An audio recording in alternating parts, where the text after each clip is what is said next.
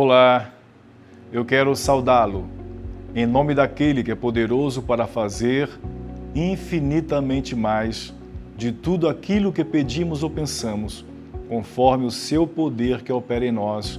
A Ele seja a glória na Igreja e em Cristo Jesus, por todas as gerações, para todo sempre. Amém.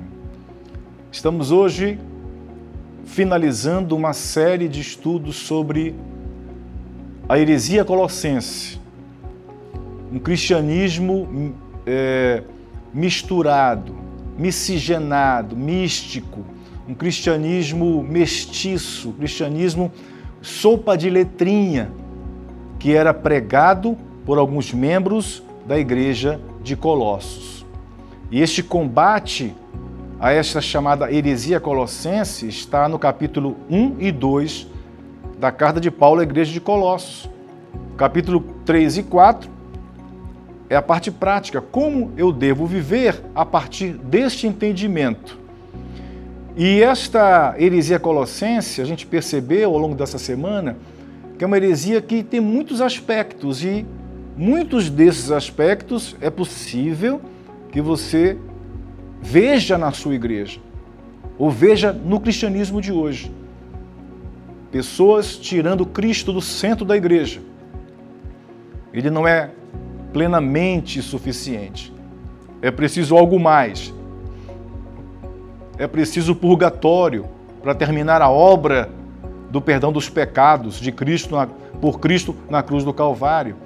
É preciso quebrar maldições, uma vez que Cristo não nos libertou totalmente. E um segundo aspecto dessa heresia é as filosofias, as tradições humanas, as ideologias que chegam dentro da igreja, que misturam-se com o Evangelho.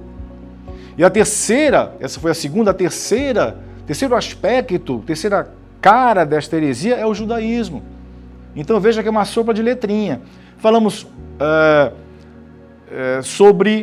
ontem sobre o misticismo dentro da igreja. Hoje vamos falar sobre o último aspecto, quinto, que é o ascetismo, que essa igreja estava experimentando. O que é ascetismo? Já ouviu falar de asceta? Asceta eram eremitas, eram monges que se distanciavam da sociedade para viver uma vida mais pura, longe dos pecados da sociedade. Esses ascetas são antigos. Essa prática ascética, o ascetismo, é uma prática muito antiga, de pessoas, pelo seu próprio esforço, alcançarem um nível espiritual superior do que eu ou do que você. E o asceta é isto. É nada menos do que uma pessoa que entende que pelo esforço próprio ela pode alcançar um nível espiritual diferente, superior das demais pessoas que não fazem a mesma coisa.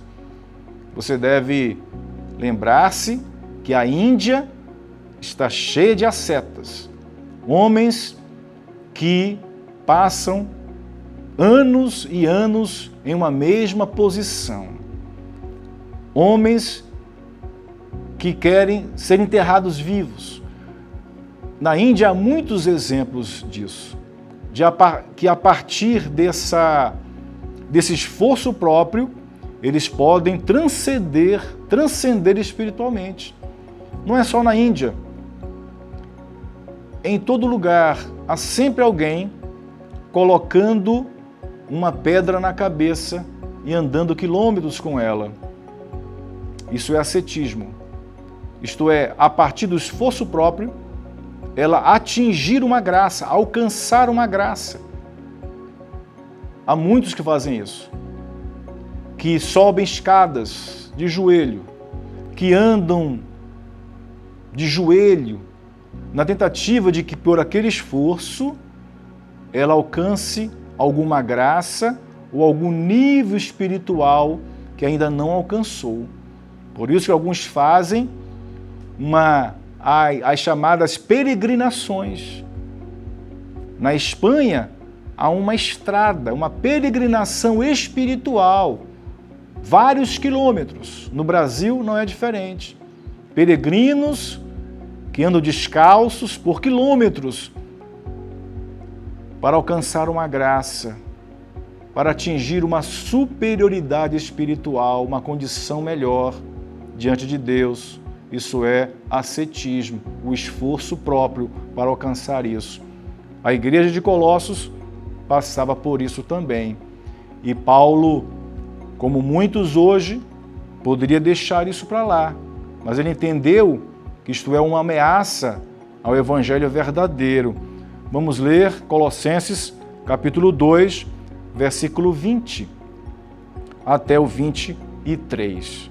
Paulo está com esse texto combatendo o ascetismo, o esforço próprio para subir de nível espiritual, para alcançar uma graça espiritual, para melhorar a sua condição diante de Deus.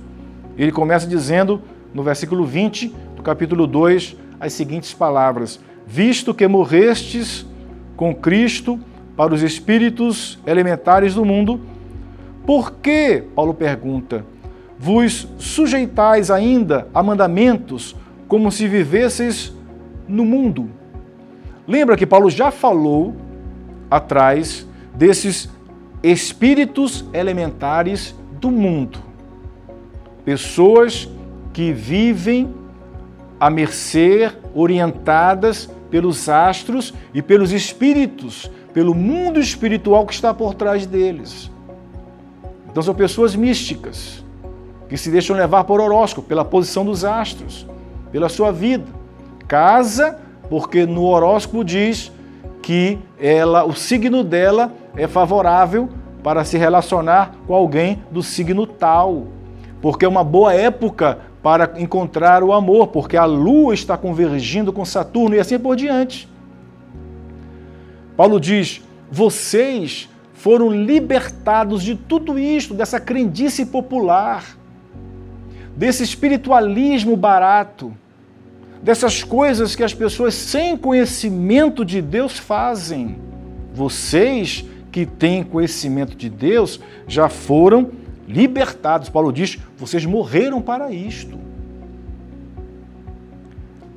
Visto que morrestes com Cristo para os espíritos elementares do mundo. Morreram com quem? Com Cristo.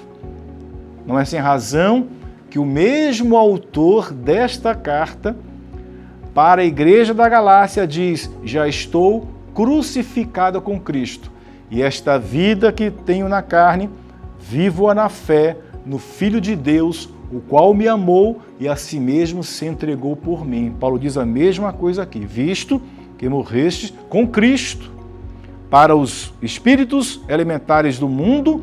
Ele faz uma pergunta, por que então que querem voltar a mudar o evangelho? Por que vos sujeitais ainda a mandamentos como se vivesseis no mundo, isto é, pela tradição humana e não pelo ensino espiritual, pela verdade absoluta de Deus? E que mandamentos humanos são esses que Paulo diz que os cristãos já morreram? Versículo 21, tais como não toques, não proves, não manuseis?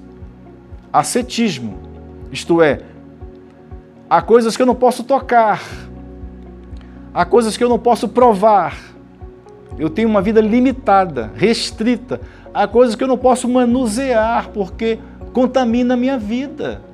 Não é assim? Algumas pessoas vivem assim, como ascetas dentro da igreja. Elas não podem tocar, manusear certas coisas, não podem provar, porque elas têm que se manter puras. É claro que eu não estou falando, nem Paulo está falando, do não tocar em pecado. Não é nada disso. Pecado tem que ficar distante de nós. Se alguma coisa que eu toco é pecado, eu deixo de tocar. Mas não é isso que Paulo está falando aqui.